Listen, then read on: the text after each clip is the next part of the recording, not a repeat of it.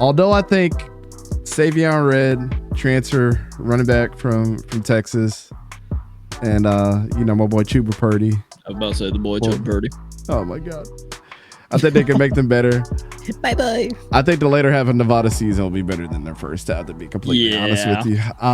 There are 11 new transfers in Nevada's offense. Will they be able to mesh well? Again, I'm keeping the same energy like I said with Colorado. That's a lot of new players coming to a new system and trying to mesh well together in their first year, especially a team that was not very good their previous year. They do have a pair of receivers that are going to help out with their lack in pass offense, and Cortez Barham from West Virginia and Marcus Bellin from UTEP. The thing about those two, they didn't get that many reps. I think only Cortez had like 3 or 4 catches.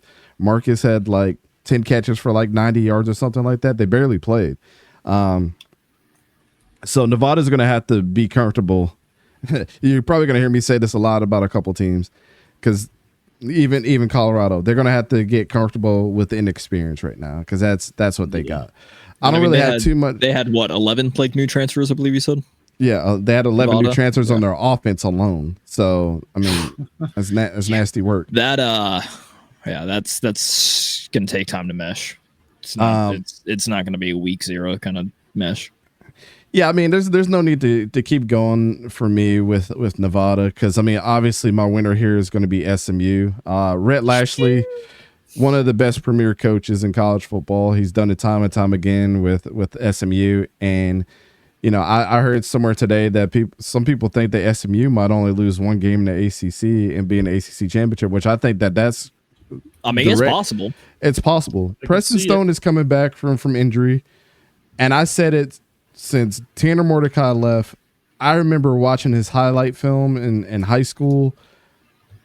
I thought that Preston Stone was going to come right into where Tanner Mordecai was and be good. Had 3,100 yards, almost 3,200 yards passing, 28 touchdowns and 6 interceptions in the air last year. But he got hurt. You know what I'm saying? So he probably could have gotten more. SMU's offensive line they kept him pretty clean. But they did address O-line in every position as the backup, which is depth. Some of those guys are going to be able to compete for the starting job, but I think Savion Byrd from Oklahoma is going to come in and fill in at tackle, which is going to help them there to keep in the pocket more clean. So, as far as I wouldn't say they're going to have a revamp offensive line. I think they're going to have a very competitive offensive line this year. Jalen Knighton and LJ Johnson are a fairly good 1-2 punch with their running backs. Like, let's just be honest about it. They had 1,400 yards and 11 touchdowns between both of them last year. And I know a lot of people weren't high on Jalen Knighton like I was, and I thought that he was going to be as good as what he produced last year. I still think that he's not the healthiest, and I still think he's struggling with some lingering injuries, and I think he'll get better with that. SMU had one of the best defenses last season. They were top 15 in a lot of categories. Like, if you go and look at it, especially in their passing defense. They did struggle in their run defense, though. They're returning Kobe Wilson, who was a linebacker that had 80 tackles last year. But they were very active in the transfer portal, addressing their defense. They had 12 transfers coming in, including Anthony Booker Jr. from Oklahoma as well in their defensive tackle position. So he's going to be able to show up in the middle of the field, which they were absolutely getting demolished in. And most of their transfers, actually, just like on the offensive line, were addressing the front seven, which is going to help them in the running game. So what Rhett Lashlee is doing is he knows. He must have a statistics guy that's telling him, like, this is where we were lacking and this is where we need to improve outside of the film. I think Nevada's struggles are still their struggles. The offense and the defense of SMU are going to be ready to go. And there's going to be a large margin of victory for SMU. I don't want to put a number on the game. I'm going to just say they're probably going to win by more than 3 scores at this point. Yeah. I think it's going to be absolute beat. I think it might be one of them games where we look at it, it's going to be like 58-7, and we're like, damn, Nevada's getting their ass kicked. That's going to be one of the ones where we're really high. Like, we're just constant play-by-play during the first half, and then the second half, we're just kind of like, so, Chet, how's life? Yep. So, Don has SMU winning, Hayden has SMU winning. And Khalid, who do you have winning? Please say SMU. I mean, please, I'm please, just going to please. kick it off right here and say, yeah, it's going to be SMU, and it's not going to be close. I'll talk about SMU first real quick here. Like, Preston Stone has a really good supporting cast as SMU heads into the ACC, and this is just going to be a warm-up game for them. I mean, you have a trio of former 4- and 5-star running backs in Jalen Knighton from Miami, LJ Johnson from A&M, and Kamar Wheaton, who was a former 5-star from Alabama. Yeah, LJ is from Texas A&M. It's a 3-headed monster. So yeah, those guys. Yeah, I was sad when LJ left, but talented guy, and he's carved out a role out there in Dallas. And then wide receivers Jordan Hudson and 𝗕𝘂𝘀𝗀𝗀𝘀 Dixon. Hudson transferred from TCU and Dixon from Texas. And if you've noticed a trend here, other than Preston Stone, all of those guys were transfers. Right, SMU's built themselves up really well through the transfer portal. You know, you mentioned 𝗕𝘂𝘀𝗶𝗲𝗀𝗀𝘀 coming in on the offensive line from Oklahoma. Well, they also added on the interior 𝗕𝘂𝘀𝗀𝘀𝗀𝗀 from Texas. Right, they're accumulating Power 4 recruits as they head into a Power 4 conference, and they look like they're going to be a really solid team. But I got to shout out RJ Maryland, their first team American Athletic Conference tight end, who's also back. I mean, they're kind of loaded. And on the flip side, Nevada's in full rebuild mode. I mean, between their multiple quarterbacks last year, they threw more interceptions than touchdowns. I mean, it was pretty pitiful quarterback play. So I don't know exactly. They're ass, to say the least. Yeah, like, between former Colorado Buffalo Brandon Lewis and Cornhusker 𝗕𝘂𝘀𝗀𝗀𝗀𝗀𝗀𝗀𝗀𝗀 Purdy, they're gonna have a quarterback battle to see who's. I mean, I'm sure it's already been decided, considering they play on Saturday. But between the two of them, I wouldn't be surprised if both of them play. We saw that last year. Lewis was kind of in a timeshare, and they have a new head coach in Jeff Choate, former Texas linebacker and co-defensive coordinator, has his first crack at being an FBS head coach. But he loses his top 6 receivers and his top 2 tacklers on defense. And, he is bringing in a few Longhorns with him. Savion Red, who you mentioned at running back, Keaton Crawford in the secondary, and Christopher Ross, a former 4-star defensive lineman from North Shore High School in Houston that's been a pipeline of talent in recent years. So he's bringing over some talent as well, just not as much as SMU. A lot of those Nevada guys went to Hawaii, which is weird because Timmy Chang was a tight ends coach there, I believe, or like an assistant coach there in Nevada for a little bit. So he brought some people with him. There's a lot of people, and I mean, Las Vegas is the 9th island, so they kind of have a pipeline out there. Hawaii, they take guys from Cali all along the West Coast and then Nevada. But we'll talk more about Hawaii later. But yeah, I mean, just kind of looking at everything, I think that SMU wins this by a close 30 points or so. It's not going to be competitive, except for maybe the first couple drives. Close. Yeah, SMU wins in a landslide. So who hit us with it? Are you going to be on the surfboard on the landslide with us? Go Stangs, SMU. Nevada's still a rebuilding team. SMU, again, kind of have how you were saying earlier, people already have them as like they may only have one loss and can be in the ACC conference game. It's possible. That game against FSU is going to be really telling, and it's at SMU too. So that one's going to be interesting. Some of the interesting notes: Logan Parr, left guard, is going to be back, transferred over from Texas. Appeared in all 14 games for SMU in 23, starting 13, named all AAC first team. Kind of like how you mentioned earlier, Dante, that offensive line did a good job of just keeping Preston Stone clean.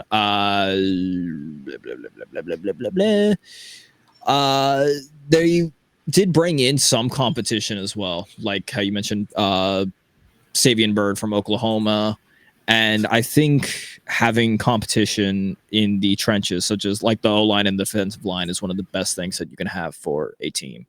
Because, I mean, that's pretty much where everything starts. If you fail in the trenches, your entire team fails. If your O-line can't keep your quarterback up, or if they can't make room for the running back, it doesn't matter what talent you have anywhere else. So I think competition for the starting O-line is probably one of the best things that could happen for any team, especially SMU included. The most interesting parts is going to be receivers and running backs. Yes, we mentioned all the guys that, Klee just mentioned all the guys that were transferred over. But SMU had 8 receivers with over 15 catches and 300 yards receiving, but no SMU receiver had more than 600 yards. Preston was just passing the ball around, man. Yeah. That means they got depth. It's interesting too, because running backs, like for the running back part, the coach Kyle Cooper came out earlier and said, he intends to stick with whichever player is hottest on a given Saturday. So they constantly like to rotate everybody in. They're gonna, keep rotating receivers, running backs, whichever has the hottest hand that day. And I think that's kind of an interesting, way to approach it, especially because Kamar Wheaton's out for the season with a knee injury. But they've got a lot of wide receivers, man. So yeah, that one's going to be interesting. And then again, as Dante mentioned with that defensive line, 3 of the 4 positions are now on the defensive line. 3 of the positions are now being occupied by new transfers. You have returning Elijah Roberts, who transferred from Miami last season, and then Jared Harrison Hunt, also from Miami, Jafari Harvey, also from Miami. So 3 of these guys were at Miami. Suck it, Mario. I'm kidding, not really. And then Anthony Booker, also from Arkansas. So you got to hope that can help with the run defense. But I mean, like you already mentioned earlier, Dante, they have one of the best defenses. And again, Preston Stone, their secondary, was awesome. Yeah, their secondary was amazing. And then the Preston Stone, just in general, man, if SMU gets to the ACC championship and win that, it is because Preston Stone had a Heisman type of season, and that would just be interesting. I would love to see it, my boy. That would be so interesting to see. That would be refreshing. Name in the Heisman. I'd be like, bless you, sir. I'd shed a thug tear, bro. That shit would be amazing. That'd be immaculate. Preston Stone. Poetry motion. If he did that, you would have to also think that he would have played himself into the top 2 rounds in the NFL draft as well. If he has that kind of season. I mean, I know that we're not on the NFL show, but like with the jumps, guys like Jaden, and especially because especially now because SMU is in a conference that actually matters. Like, bro, Preston Stone in high school, before in the All-American, you got 12 teams. You ain't got to worry about any of those teams though getting in the playoffs. Now you're in the ACC, which actually, there are going to be 2, maybe 3 teams in the 12, and SMU has a pretty good chance of being in there if they can, especially if they beat Florida State in that game. Here's my projection for Preston Stone. We'll move on to the other ones. If he has that season, I don't think he's going to the NFL. I think he's going to transfer somewhere. I think he might transfer. Yeah, he's going to transfer, and he. Like when I told you I watched a little bit of him in high school, man. He gonna transfer to like Alabama or something because Jalen Milroe is gonna be gone. He was already big in high school, and he looked like an NFL quarterback, like playing on the high school team. It was crazy. And then I don't know why he committed to SMU. I had to look into what offers that he got because I can't remember. But I like I was telling Hayden, I'm like, man, you guys got Tanner Mordecai up there in Wisconsin, but. Jeez, he messed up because he don't let Preston Stone come in there and he's gonna be forgotten quickly. I mean, he had offers from Alabama, Arizona, Auburn. I mean, Baylor, Colorado, Florida. I wonder why he went Miami, to SMU. LSU. He must have some family connections or something, or he's just like super religious or something like that. Because why else would you go to SMU out of all them teams? Yeah, Missouri, Liberty, USC was one of them, Oklahoma State, Miami, Tennessee, Alabama, Penn State, LSU. Well, sorry, I pounded the rock for Preston Stone. Oh, yeah. I think ever since I've known you. Yeah, I was waving the president. I said, go ahead. Don't let Tanner Mordecai transfer out. He's going to be nasty on SMU. I mean, he is from Dallas. I'll say that. Okay, so then that's probably why. Helps. That Yeah. might be why his family. But I mean, you also have to remember this is like right around the time of This is before NIL NIL kicked stuff in. starting Yep. up, and SMU. I mean, oh my gosh! I mean, first of all, that school is so nice and expensive, but dude, like the donors there, they can like SMU is one of the schools where their pockets are surprisingly deep. He had offers from A&M, North Carolina, Georgia, South Carolina, Texas, Ole Miss, Ohio State. That's what I'm saying. I couldn't remember exactly, but I knew they had some like crazy a lot schools of on there. offers. But you also have to remember, I think he committed a little later in the process, and at this point in time, right? Texas had Jalen Milroe committed, Ohio State had Quinn Ewers committed, right? Like Texas A&M, they may have had like Connor Wigman committed at the time. You have the timing of it, right? Like that is. I mean, if he commits a little later in the process, it also was just that was the year that there were so many quarterbacks in Texas, and he going to another recruiting class from Texas. But yes. Don't let this dude go. Don't even let him just touch the ACC championship. Don't matter if they lose or not. If they get there on his own volition, he's gone, bro. And I'm pounding the rock for Florida State to get him. if they bring him home, if Preston Stone and SMU. The only regular season game that they lose is Florida State, and say they make it to the ACC championship. It doesn't even matter if they lose, but like if they win or if they win and they sneak their way into like the playoffs, or even if they lose and they get like in between the 10th to 12th seed, I absolutely agree with Dante because Preston Stone's only a redshirt sophomore. Dude's gonna transfer to another school, like again, like I said, in Alabama, who is gonna lose Jalen Milroe after the year. I'm telling FSU State, to throw Miami, some Willie Taggart type money at Preston Stone. LSU maybe. Yeah, there's going to be so many schools. He'll probably be if all the stuff that we just said happens, dude will be the number one quarterback in the transfer portal. No question. Everybody's going to be gunning for him. I'm rooting for him hard, man. I'm rooting for him hard, and just don't go to Colorado. That would break him hurt. He ain't going to damn Colorado. No, I know, but still, I'm just saying, just don't do it. Don't follow the money, Preston. Go from SMU to Colorado. The culture. I'm just saying, don't follow the money. Don't do it, Preston. You want to see me fangirl hard? Don't let Preston Stone in a transporter go to Florida State. Go to FSU. I swear to God, I'm taking off work that day. I'll take off for a birthday party for him.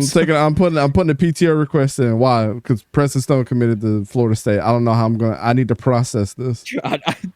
Dante's just gonna sit in his chair all day and just be like, I'm have a single tear in my eye. Be like, I remember when he was in high school, and I knew how good he was going to be. Dante's gonna have like gray hair start growing in now. Like, oh, my boy, look how the boy has grown. He's like a xenomorph. He grew up so fast. Tony had SMU, and then of course across the board. If you know the law of averages, we got SMU sweeping the Nevada Wolfpack. Let's go. No. And don't forget to hit that like and subscribe button and ring the bell notification so you're always notified. All right. Well, the 12th. Oh my God. That's what I'm saying. At this point in life, bro, you just gotta just be you, bro. Just be you, bro.